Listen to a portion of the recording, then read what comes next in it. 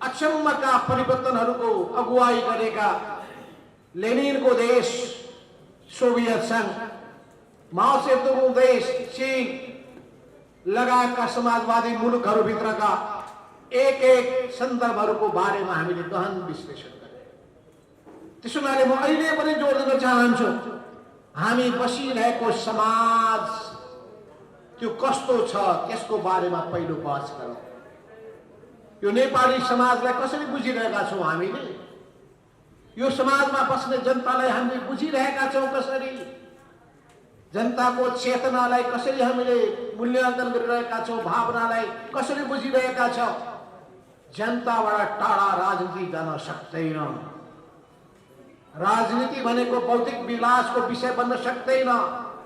यो बौद्धिक बहसको विषय मात्र पनि होइन, यो जीवनको चीरफार हो।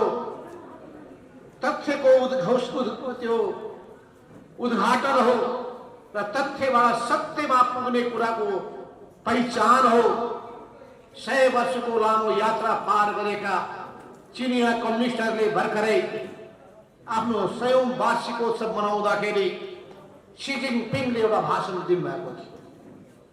त्यो बहुत गहन भाषण छ, किनभने अनेक समाजवादी मुलुकहरू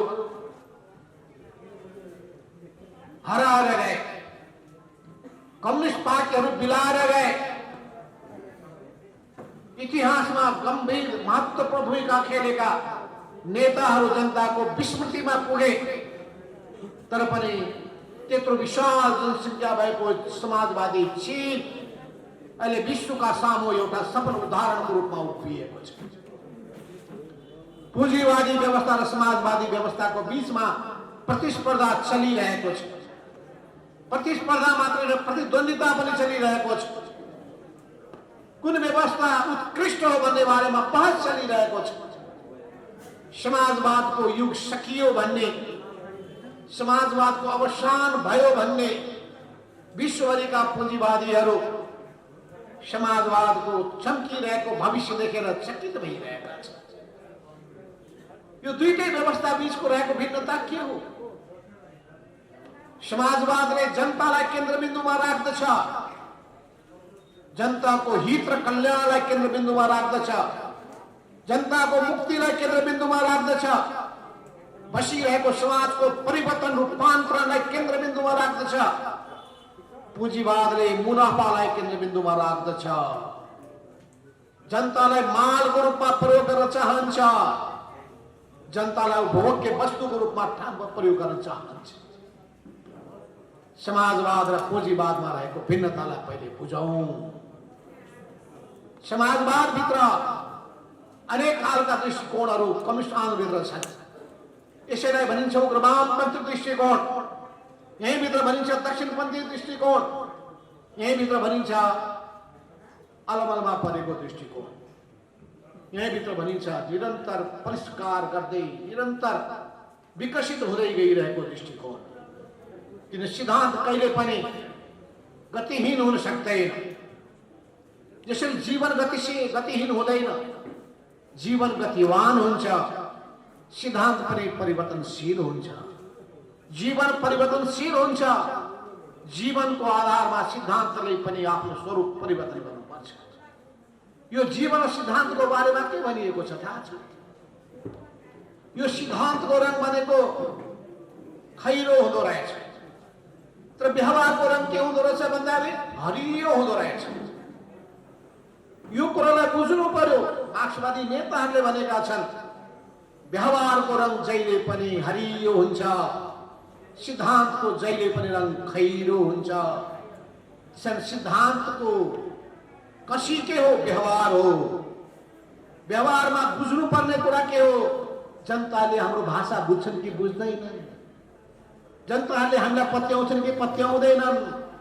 जनताहरू हाम्रो पछि पछि लाग्छन् कि जान लाग्दैनन्? जनताले हामीमाथि विश्वास गर्छन् कि गर्दैनन्?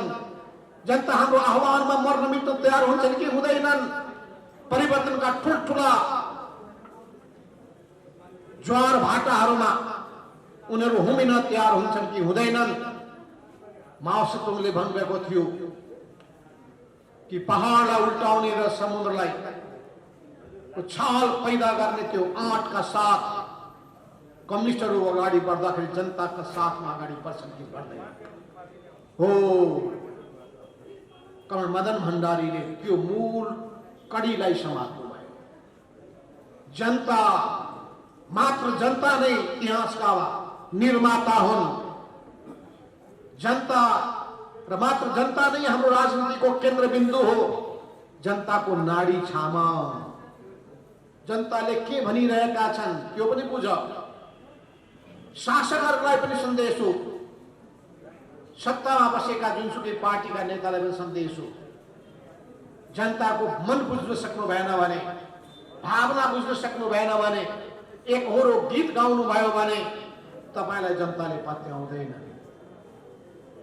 गफाडीको गफलाई जनताले पत्याउँदैनन्। व्यवहारमा परिणाममा देखिएको कुरालाई मात्रै पत्याउँछन्। त्यसो हुनाले कुनै ठाउँमा कम्युनिस्ट पार्टी, बुर्जुवा पार्टीबाट पराजित हुँदो रहेछ। जनताको जसले नाडी छामेको छ त्यो ठाउँमा कम्युनिस्ट पार्टीले सबै पार्टीलाई पराजित गर्दो रहेछ। एकचोटिको पराजयले पुग्दो रहेनछ। किन सत्ता यस्तो चिज हो जसले दम्भ पैदा गर्दो रहेछ। यो सत्ता मात्रै होइन। तपाईँ म्यानमारको बर्माको कम्युनिस्ट आन्दोलन किन समाप्त भयो?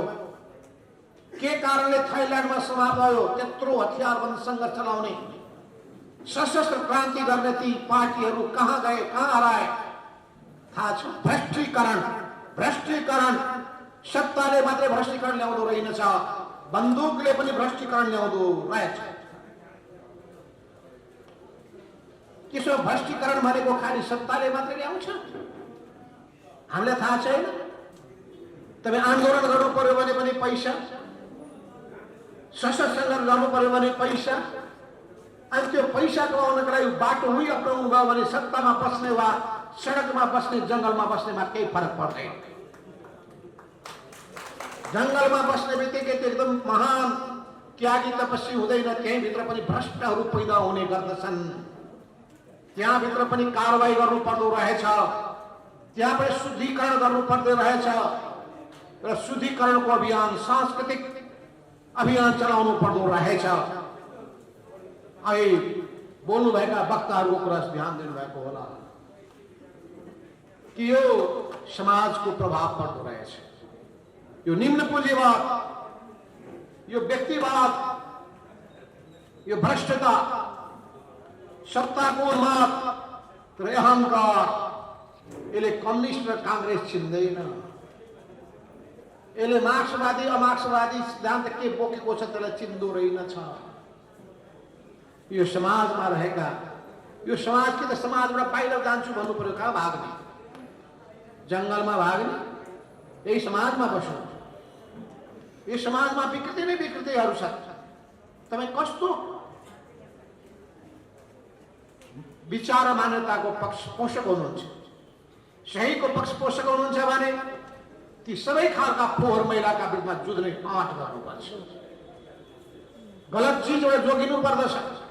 मैले भन्ने गरेको छु, स्कुलमा पढ्ने विद्यार्थीहरू, कलेजमा पढ्ने विद्यार्थीहरू राम्रो सङ्गत गर्नुहोस्, राम्रो मान्छे बन्नुहुन्छ।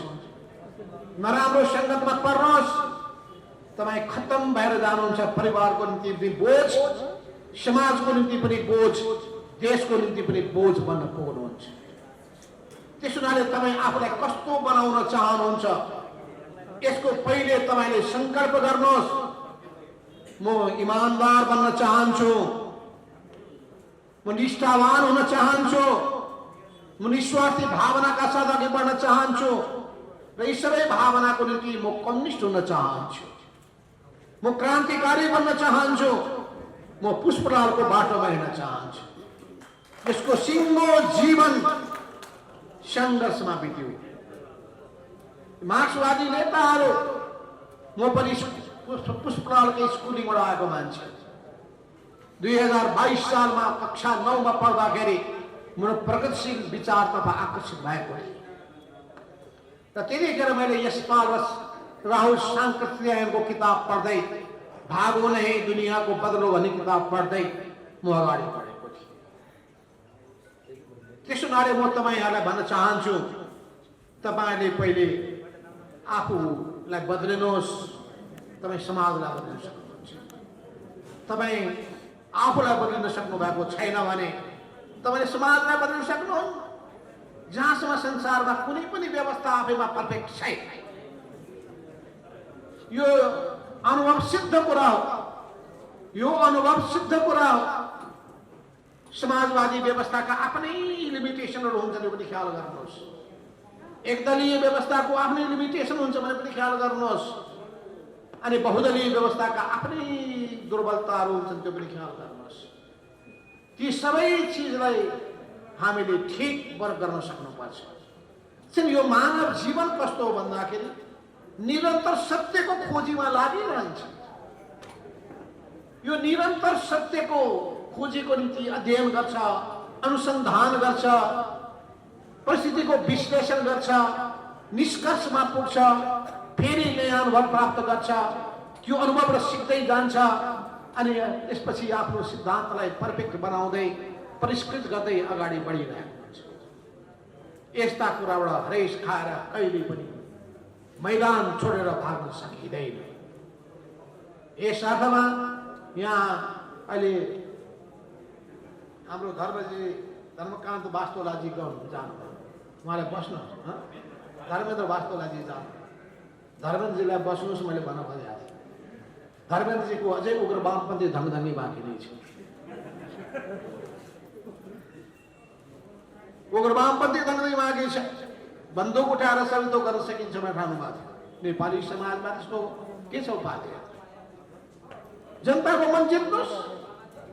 अहिले गर्नुपर्ने के? कम्युनिस्ट हो हामी, हाम्रो जिम्मेवारी को प्रति छ? जनता प्रति छ। जनताको के छ हालत? महिलाहरू बलात्कृत छन्, महिलाहरूमाथि हिंसा हुने गरेको छ, हत्या गरिन्छ, दिनदहाडे अपहरण गरिन्छ, बोक्सीको आरोप लगाइन्छ, दलितबाट भेदभाव गरिन्छ, यातना दिइन्छ। आज मेरो घरमा एकजना सामान्य गरिब किसान महिला आएकी थिइन्। 2 लाख रुपियाँ ऋण लिएकी रहेछन् उनले। 14 लाख रुपियाँ तिरिसकिन्। अर्को 18 लाखको चाहिँ जग्गा त्यो सुदखोरले कब्जा गर्न खोजिरहेको छ। भौतारी रहेकी छिन् न्यायको लागि। यता जान्छन् न्याय पाउँदैनन्, उता जान्छन् न्याय पाउँदैनन्। कम्युनिस्ट पार्टीको सरकार छ, त्यही पनि कोही सुन्दैन। सत्तामा कम्युनिस्टहरू छन्, सुन्दैनन्। समाजमा कम्युनिस्ट पार्टी छ, कोही सुन्दैनन्। गाउँ गाउँमा पार्टीका संगठन छन्, कोही सुन्दैनन्। किन यस्तो भइरहेको छ? के सत्तालाई दोष दिएर मात्रै हुन्छ? सरकारलाई मात्रै दोष दिएर हुन्छ? हाम्रो कर्तव्य के? हामी कम्युनिस्ट पार्टीका नेता कार्यकर्ताको कर्तव्य के? हाम्रो पार्टी संगठन जनवरीय संगठनको कर्तव्य के त्यो विषय लिएर आन्दोलनको ज्वालामुखी गर्नु उठाउन सकिँदैन?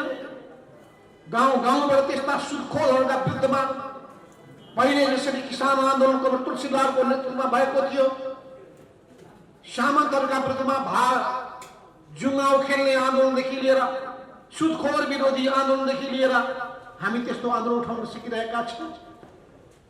त्यसैले प्रश्न हामीले आफूसँग सोध्नु पर्दछ। हामीले आफ्नो कर्तव्य कति पुरा गर्यौं? जनतासँग कति जोडियौं?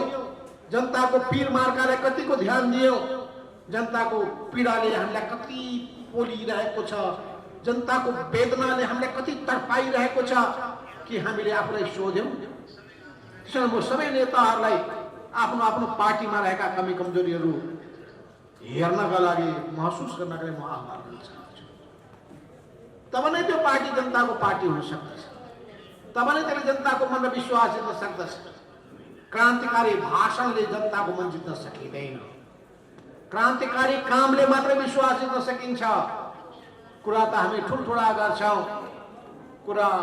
कुराले सबै थोक हुने भएको भए मदन भण्डारीले भन्नुहुने थिएन, कुराले चिउरा भिज्दैन। चिउरा भिजाउन कि दुधै चाहिन्छ कि दही नै चाहिन्छ।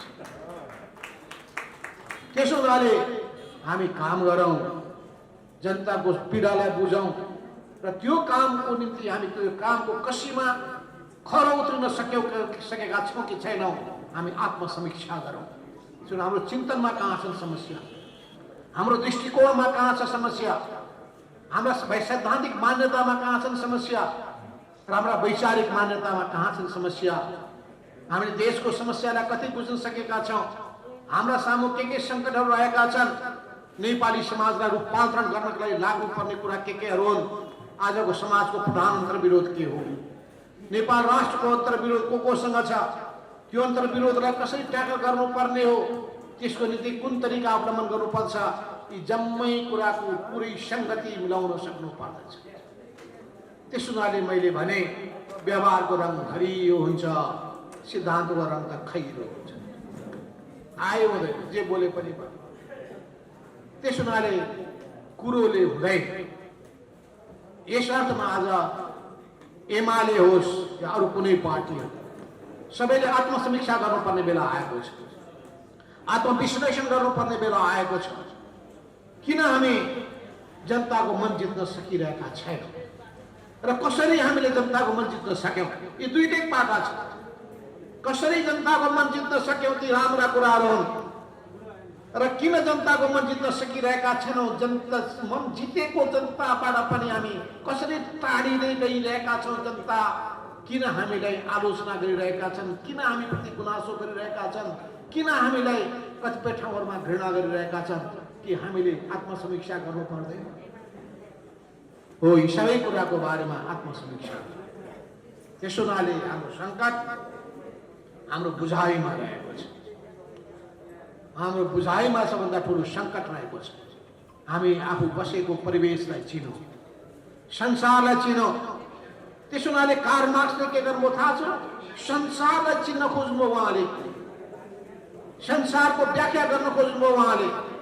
संसारका विद्वानहरूले एक एक गरेका अहिलेसम्मका अध्ययन अनुसन्धानहरूको गहन अध्ययन गर्नुभयो उहाँले, र त्यो गहन अध्ययनको आधारमा उहाँले निष्कर्षमा पुग्नुभयो र मार्क्सवादको सिद्धान्तको प्रतिपादन र उहाँले घोषणा गर्नुभयो विश्वका श्रमजीवी जनताहरू एक हौ।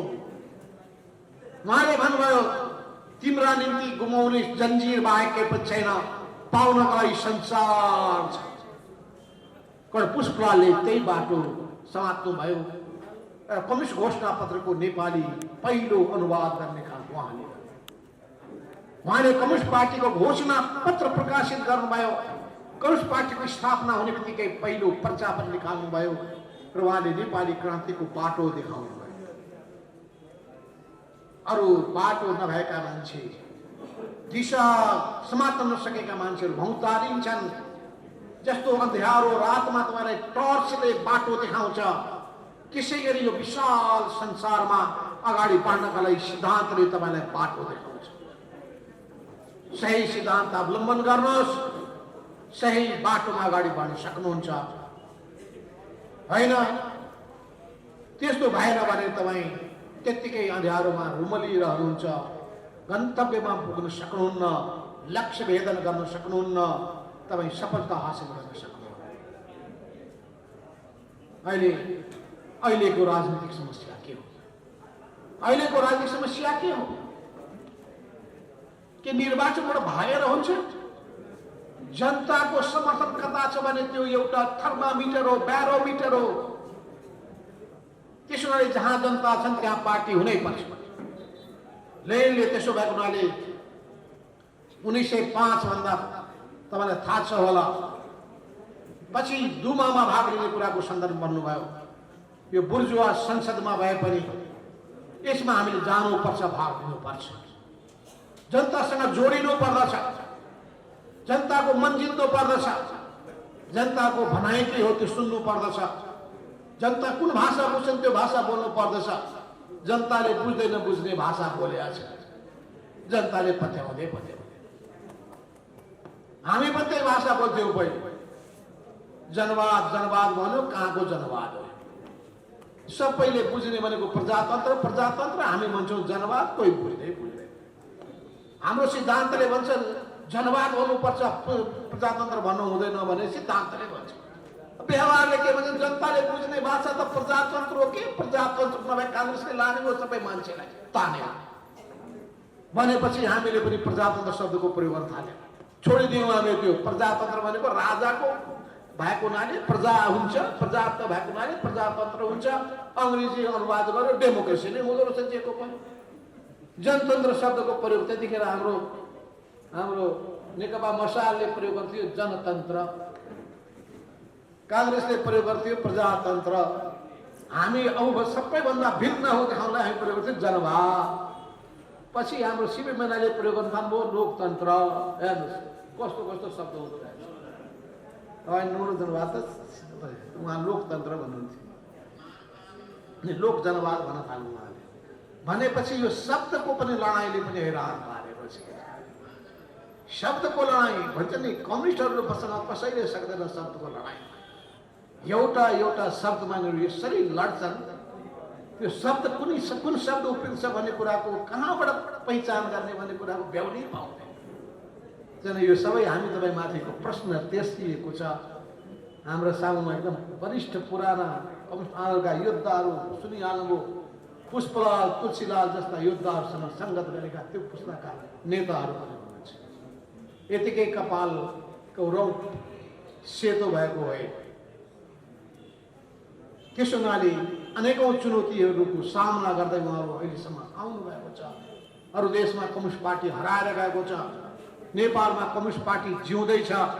जनताले अझै पनि कम्युनिस्ट पार्टीको नाम मन पराउँछन्, कम्युनिस्ट सिद्धान्तलाई मन पराउँछन्, कम्युनिस्टहरू असल हुन्छन् भन्ने ठानिरहेका छन्। त्यसलाई हामीले कसरी जोगाउने हो ठुलो चिन्ता छ। तर हामीले बाटो बिरायौँ, हामी भ्रष्टीकरणमा गयौँ भने, बुर्जुवाभन्दा भिन्न भएनौँ भने, पैसाको निम्ति स्वार्थको निम्ति निर्लिप्त भयौँ भने, सुविधाको निम्ति मरिहत्ते गर्न थाल्यौँ भने हाम्रो पनि हकीकत उस्तै हुन्छ। यो सरकार चुनावमा भाग लिएर मात्र मैले भनिहालेँ, जङ्गलमा बस्दा पनि मैले देखेको छु। म्यानमारको कम्युनिस्ट पार्टी किन खत्तम भयो भन्दाखेरि ती बन्दुकहरू उठाउनेहरूले पैसा उठाउँदा रहेछ, ठेकदारसँग पैसा असुल गर्दा रहेछ, पसलेसँग पैसा असुल गर्दा रहेछ, कर्मचारीसँग पैसा असुल गर्दा रहेछ। अनि सबै असुल गरिसकेपछि त्यो व्यापारीले मुनाफा कमाउनै पर्यो, अनि त्यो व्यापारीको रक्षा गर्दा रहेछ। भनेपछि त कुरो त उही हो, सत्तामा बसे पनि उही भयो, बन्दुक समातेर जङ्गलमा बसे पनि कुरा उही। फरक पर्यो। अनि आन्दोलन गर्नु छ, आन्दोलन गर्दाखेरि पैसा चाहियो। त्यसले यो पैसाको प्रभावलाई घटाउने कसरी हो? अहिलेको यो चुनावले भ्रष्टीकरण बढाएको छ, मान्छेलाई बिगारेको छ, नेतालाई बिगारेको छ, प्रवृत्ति बिगारेको छ। त्यसो हुनाले पैसाको प्रभावलाई घटाउने कसरी? बिना पैसाको चुनाव त्यो पनि सम्भव छैन। अनि त्यसो पैसाबाट थाहा छ, पैसाबाट आए तोबा भएर एकचोटि लेनले पैसै हटाइदिनु, पैसै सिध्याइदिनु। यो पैसा बन्नबाट बाटो सिस्टममा गयो त्यो संसार। रुस पछि हे पैसा त चाहिँदो रहेछ, कमसेकम यो उसको लागि ट्रान्जेक्सनको लागि त चाहिँदो रहेछ भन्ने कुरा भयो। यसको पनि बेग्लै इतिहास छ, म त्यसमा जान चाहन्न। किन पैसाको उत्पत्ति भयो, किन नोटको उत्पत्ति भयो, कतिखेर पहिले कसरी व्यापारहरू विकसित हुँदै गए, व्यापार कसरी फस्टाउँदै गए, व्यापारको मुनाफा कति हुनु पर्दछ, मुनाफा हुन्छ कि हुँदैन, मुनाफाको अर्थ कति हुन्छ, मुनाफाले के गर्छ, यो सबै पनि बहसको विषय हामी पनि गरौँला।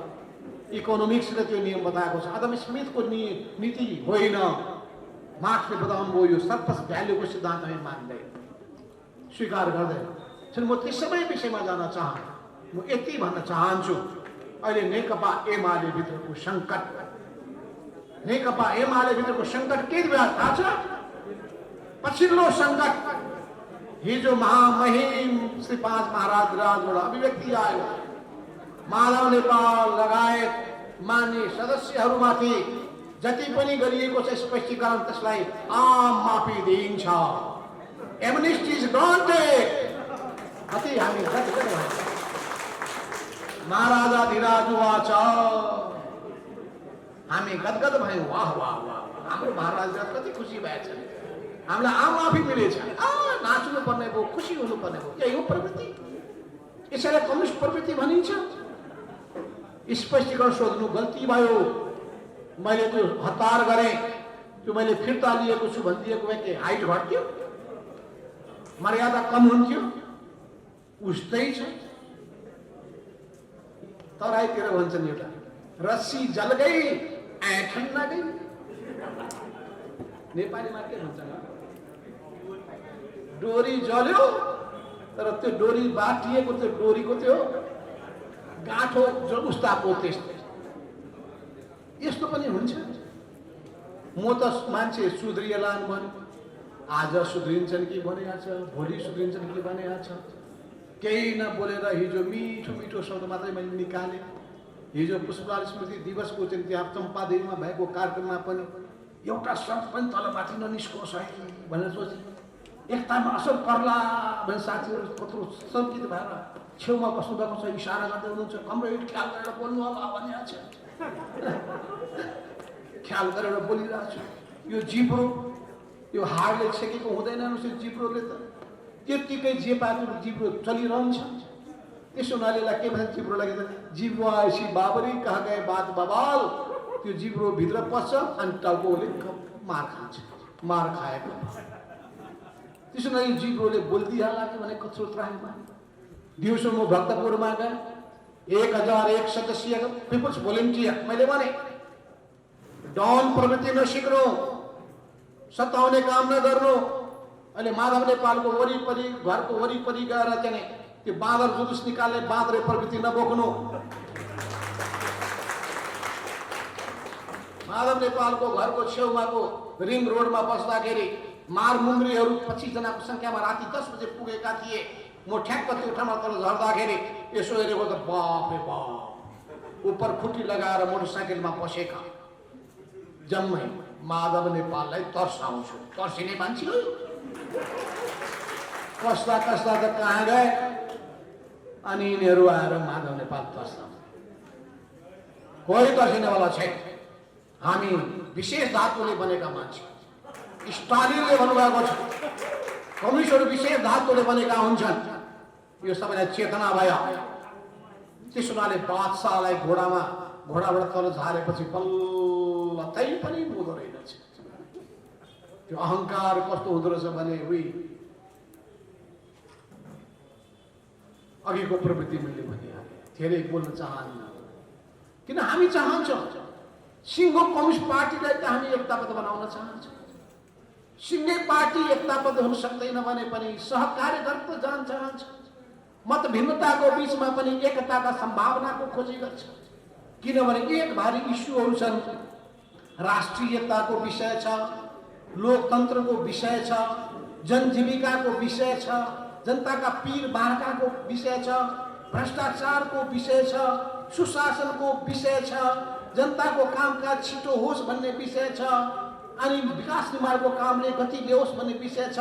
नेपाली युवाहरूको विदेशमा जाने जुन लड्को छ त्यसलाई रोक्नुपर्ने रोजगारी देशमा हामीले सृजना गर्नुपर्ने विषय छ।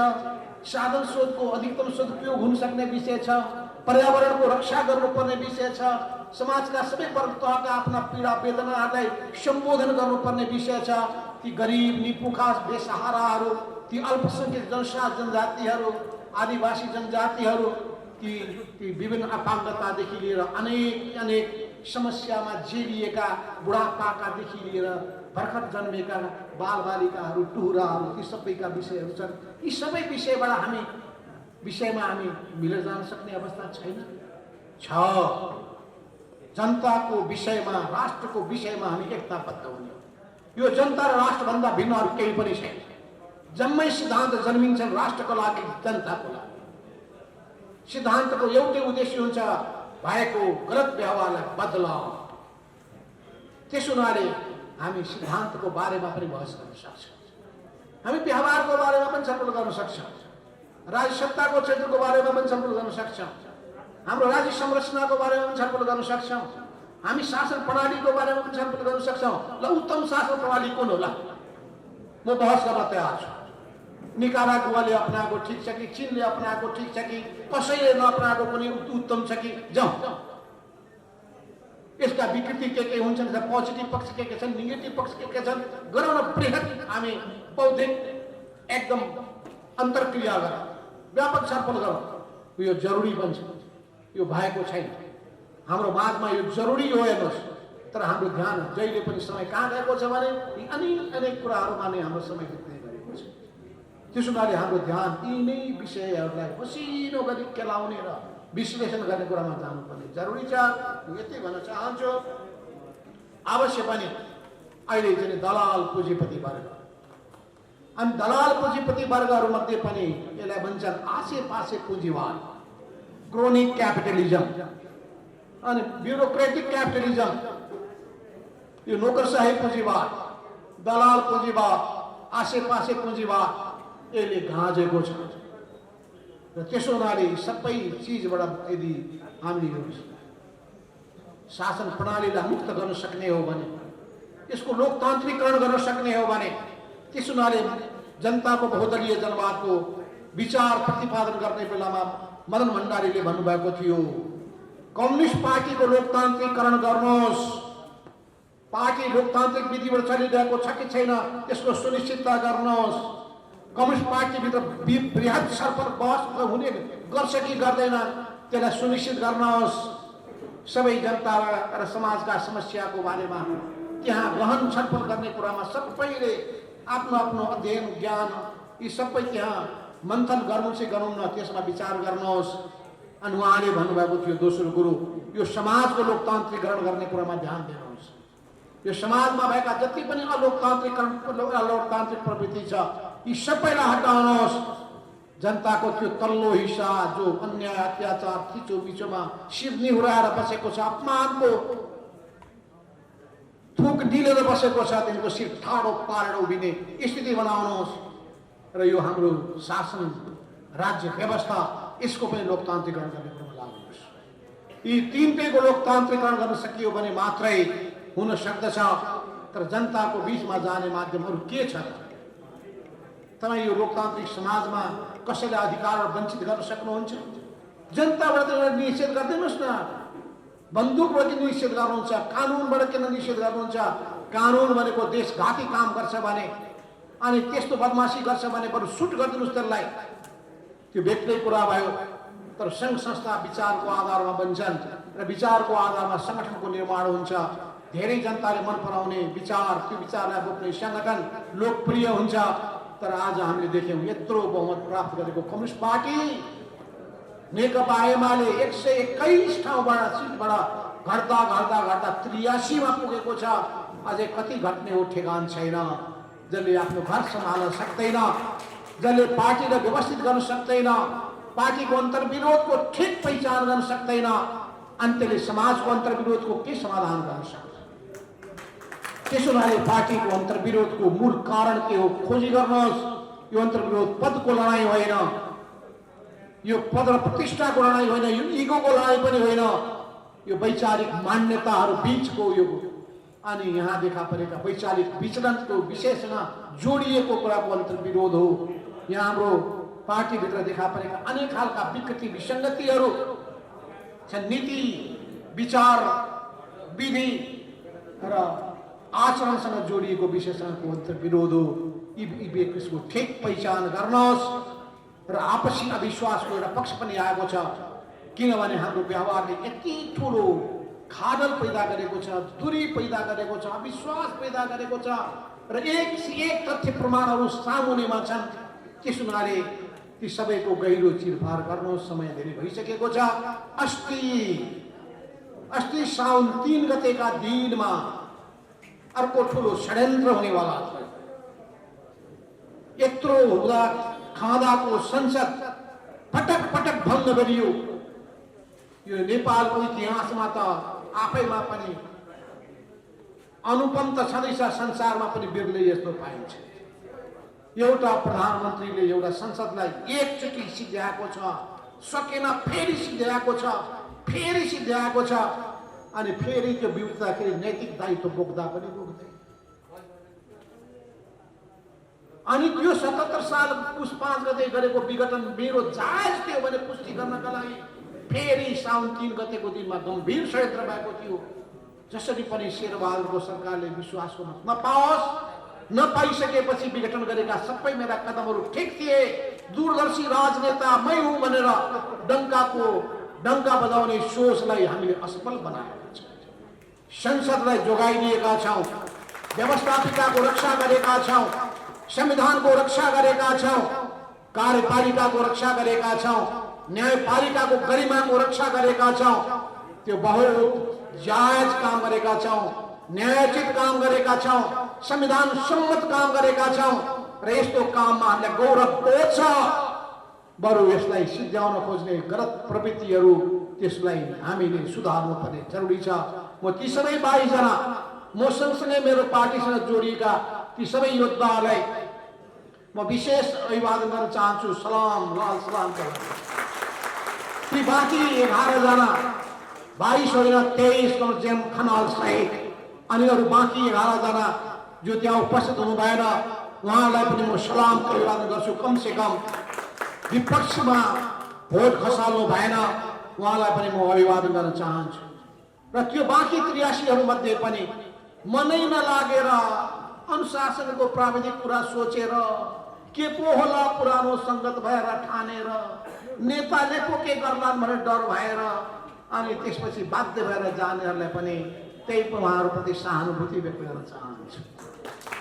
र सिङ्गो संसदमा रहेका सबै राजनीतिक दलहरू र सबै सांसदहरूलाई पनि विशेष धन्यवाद दिँदै यसरी लोकतन्त्रको रक्षाको निम्ति, संविधानको रक्षाको निम्ति अनि त्यसपछि यो परिवर्तनको रक्षा गर्नका निम्ति र यो मुलुकलाई गम्भीर सङ्कटमा पुग्नबाट जोगाउनका निम्ति जसरी सबै राजनीतिक दलहरू, नागरिक समाज, मिडिया कर्मीहरूदेखि लिएर सबै लब्ध प्रतिष्ठित बुद्धिजीवीदेखि लिएर जसले यो सहयोग गर्नुभएको छ, आन्दोलनमा होस्, विचारबाट होस्, हामीलाई अभिप्रेरित होस्, यी भूमिका निर्वाह गर्ने सबैप्रति म फेरि आभार व्यक्त गर्दै धन्यवाद दिँदै आफ्नो भनाइ यही अन्त्य गर्दै पुष्पलाल निरुक्ता केन्द्रलाई विशेष धन्यवाद दिँदै आफ्नो भनाइ यति गर्छु। धन्यवाद, नमस्कार, लाल सलाम।